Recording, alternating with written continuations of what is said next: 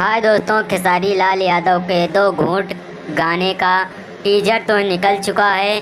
अब गाना आने वाला है। जो गाना शूट हो चुका है अब जल्द से जल्द यूट्यूब पर आ जाएगा। और खेसारी लाल यादव का यह गाना बहुत ही हाई लेवल का है, क्योंकि इस गाने का दर्शक बहुत बेसब्री से इंतज़ार कर रहे हैं। और यह गाना तो ट्रेंडिंग में चढ़ना बनता ही है दोस्तों, क्योंकि खेसारी लाल का यह गाना 3-4 दिन पहले से ही इसका पोस्टर निकल गया था और इसका टीजर निकल चुका था दोस्तों, जिसे दर्शक जान चुके हैं दो घूंट गाना निकलने वाला है।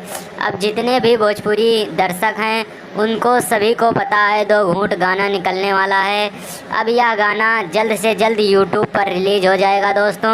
आप लोग इस गाने को प्यार दुलार दीजिएगा। इस गाने को ट्रेंडिंग में नंबर 1 पर ले जाना है दोस्तों, क्योंकि खेसारी लाल यादव के जितने भी गाने निकलते हैं एकदम बवाल होते हैं, लेकिन यह गाना हर एक गाने से बवाल है। इस गाने को ट्रेंडिंग में जाना चाहिए दोस्तों। और बताएं खेसारी लाल यादव का और भी